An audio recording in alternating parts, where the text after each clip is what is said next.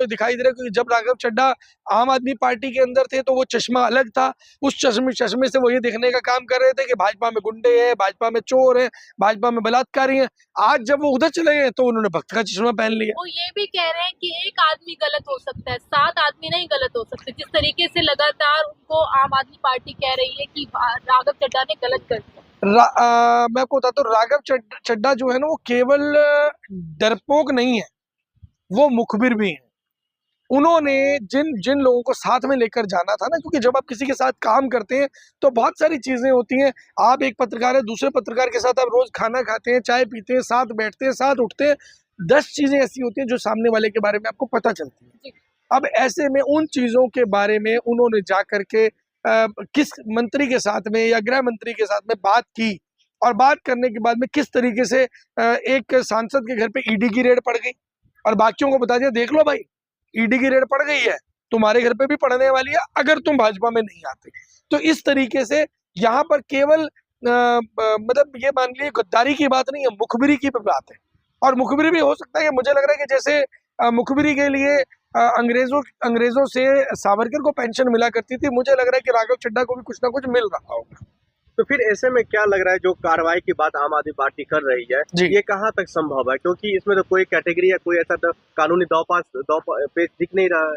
देखिए, सबसे बड़ी इसमें जो चीज है ना कि ईडी का, सीबीआई का जो दुरुपयोग करके सांसदों के ऊपर जो दबाव बना करके उनको ले जाया गया है, वो सारी चीजें कहीं ना कहीं राष्ट्रपति जी के सामने रखी जाएंगी, खुल करके चीजें बताई जाएंगी कि देश को बचाने का ये एक आखिरी मौका है, आखिरी विकल्प है। अगर उनकी सदस्यता रद्द हो जाती है तो उस स्थिति के अंदर कहीं ना कहीं बाकी लोगों को एक संदेश जाएगा या भाजपा को एक संदेश जाएगा कि इस तरीके से किसी पार्टी के सांसदों को तोड़ना जायज नहीं है, सही नहीं है। लेकिन जो तमाम जो राज्यसभा सांसद गए हैं, वो सबका अपना अपना तथ्य है।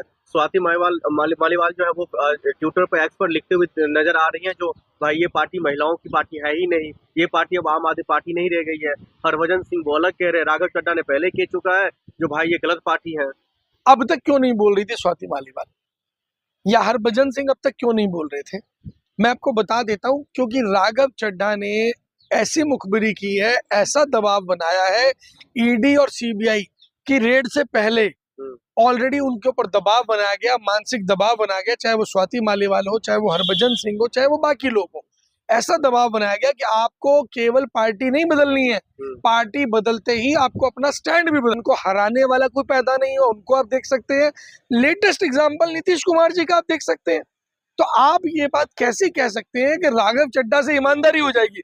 नीतीश कुमार जैसे मजे हुए नेता को तेल निकाल लिया, जूस निकाल लिया, और एक जीते हुए राज्य के मुख्यमंत्री को उठा करके कैसे बाहर निकाल दिया, और केवल नीतीश कुमार की नहीं, उनकी आने वाली पीढ़ियों की राजनीति को भी भाजपा खा गई। लेकिन तो राघव चड्ढा ये सोच रहे हैं कि भाजपा उनसे लॉयल रही। लेकिन पंजाब में तो बड़ी राजनीति की आहटें उलटफेर की तो दिख रही है। भगवंत मान जी अलग परेशान दिख रहे हैं, मीटिंग कर रहे हैं। देखिए, ये तो भाजपा ना इस टाइम कहते हैं कि सत्ता जब बेलगाम हो जाती है, बेलगाम सत्ता को काबू करने के लिए कहीं ना कहीं कुछ ऐसे स्टेप लेने पड़ते हैं जो आउट ऑफ द वे होते हैं। उसके लिए आपको रणनीति भी बदलनी होगी, उसके लिए जनता को भी रोड पे उतरना होगा। लगभग हर वो काम हमें करना होगा जिसके साथ में निरंकुश सत्ता पे अंकुश लगाया जा सके।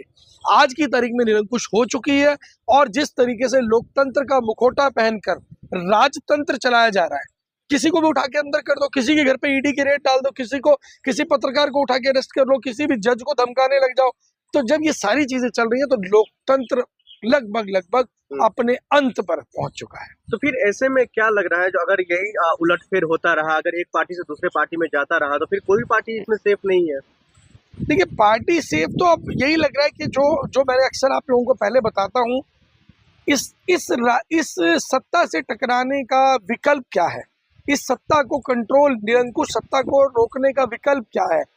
एक ऐसा मजबूत संगठन जो राजनीतिक हो या ना हो, लेकिन एक छत्र संगठन जिसके नीचे सब लोग इकट्ठे हो सके, और एक ऐसा कैडर जैसे आरएसएस का कैडर है, क्योंकि आरएसएस भी आज भाजपा को अंकुश लगाने पे विफल हो रही है। भाजपा, बहुत से ऐसे लोग हैं, ऑलरेडी आपने देखा कि आरएसएस की एक नेत्री ने किस तरीके से मुखर होकर के नरेंद्र मोदी जी के ऊपर कैसे आरोप लगाए, घिनौने आरोप लगाए, और जो चीजें निकल करके नरेंद्र मोदी जी के सामने आई, आरएसएस भी नरेंद्र मोदी को कंट्रोल नहीं कर पा रही है। नहीं, जहां जिस स्टेट में बीजेपी का दशकों से सरकार नहीं है, वहां पर अगर इस तरीके की सरकार बन रही है तो क्या जनता स्वीकार करेगी? पंजाब की मैं बात कर रहा देखिए, मैं आपको एक बात बता देता हूँ, जब अंग्रेजों ने पंजाब पे कब्जा किया था तो जनता ने नहीं स्वीकार किया था।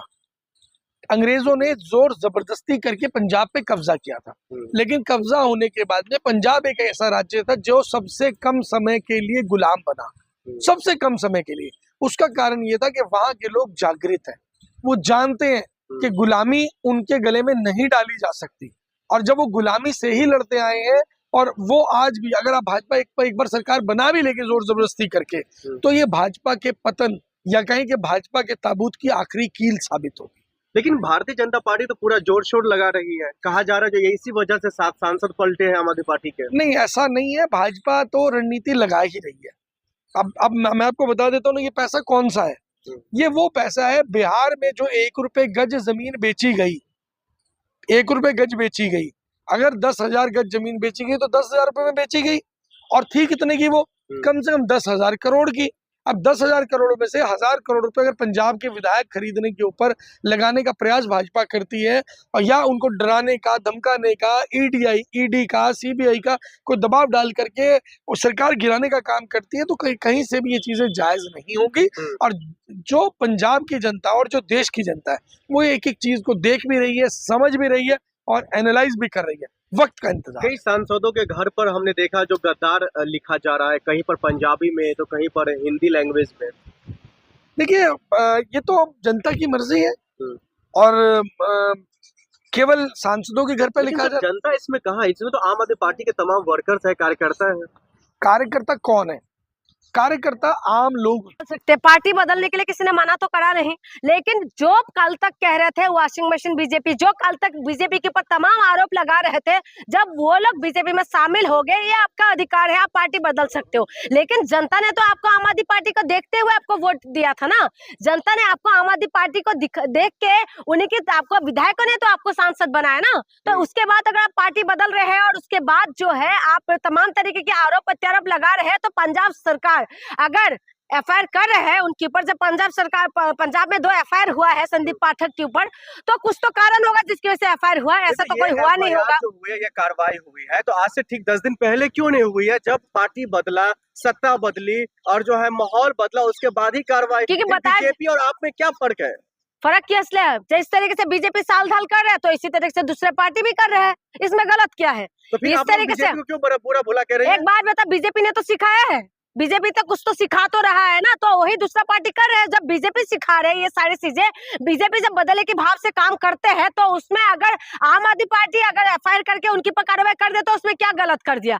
क्योंकि जो संदीप पाठक है वो बताया जा रहा है, क्योंकि जब ये बड़े बड़े नेता, खुद अरविंद केजरीवाल जब जेल के अंदर थे, तो सरकार को चलाने का जिम्मेदारी जो था वो संदीप पाठक के ऊपर ही था। और अभी जो विधायकों के कनेक्शन राघव चड्ढा के साथ बताया जा रहा है कि 63 विधायक का कनेक्शन है, तो इसीलिए बताया जा रहा है कि राघव चड्ढा खुद ये काम नहीं कर पाएंगे, जिसकी वजह से संदीप पाठक का कहीं ना कहीं संदीप पाठक का भी हाथ है। तो अगर संदीप पाठक गलत है, उस पर एफआईआर दर्ज हो गई है, तो फिर गिरफ्तारी क्यों नहीं हो रही है?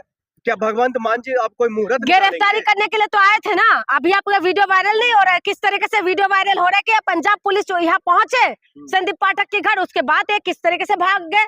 अगर तुम्हारे अंदर इतना ही रीढ़ की हड्डी थे तो चले जाते भाई। अगर एफआईआर हुआ है तो फिर पूछताछ करने के लिए पहुंच जाते, चले जाते वहां पर। अगर आप लोगों के अंदर इतना लगता है कि तुम लोग बिल्कुल पाक साफ हो, दूध के धुले हुए हो, कुछ भी तुम लोगों ने करा नहीं है, तो एफआईआर के लिए किस लिए डरना? आप चले जाते, पूछताछ होने देते, पूछताछ में पता चलता क्या कुछ होता। तो पूछताछ करने से पहले पंजाब पुलिस आने के बाद तो आप भाग गए पूरी तरह। तो जब भागा है तो पता तो चले गया ना कि कुछ ना कुछ दाल में तो काला होगा।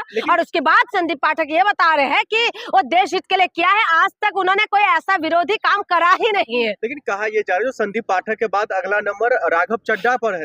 बिल्कुल होना चाहिए, बिल्कुल होना चाहिए, क्योंकि देखिए मैं तो बार बार कह रही हूँ कि खुद ऐसा एक कानून बनना चाहिए, अगर दल बदल जाते हैं तुरंत ही, तो उनको तुरंत सस्पेंड कर दे, तुरंत उनको उस पद से हटा दिया जाए। क्या पद को त्याग दे ये लोग, इस तरीके के कानून होना चाहिए। क्योंकि एक बात बताइए, कोई भी पार्टी का हो, चाहे बीजेपी का हो, चाहे आम आदमी पार्टी हो, कांग्रेस हो, तमाम किसी भी पार्टी का नेता क्यों ना हो, जब दल बदल लेते हैं तो तुरंत उनका जो है सदस्यता रद्द हो जाना चाहिए। क्योंकि आम आदमी पार्टी को जब जिताया तो आम आदमी जनता के साथ धोखा है। ये नेता तो अपने हिसाब से पार्टी बदल लेते अपनी सुविधा के हिसाब से। राघव चड्ढा जो है ये तो अपनी सुविधावादी नेता है। ये एसी रूम में रह के ये सुविधा को फायदा उठाते हुए इनको लगा कि कहीं जेल की रोटी ना खाना पड़े, इसलिए तुरंत ये पार्टी बदल लिया। तो इनके लिए कानून होना चाहिए कि कोई भी नेता हो, चाहे बीजेपी का वोट दो, उसके बाद वो नेता जाके कांग्रेस में मिल जाए, कांग्रेस का नेता चला जाए, कोई भी पार्टी का नेता अगर दल बदल जाते हैं तो तुरंत उनकी जो है सदस्यता रद्द हो जाना चाहिए। लेकिन सवाल ये है, आप लोग राघव चड्ढा पर कार्रवाई के बाद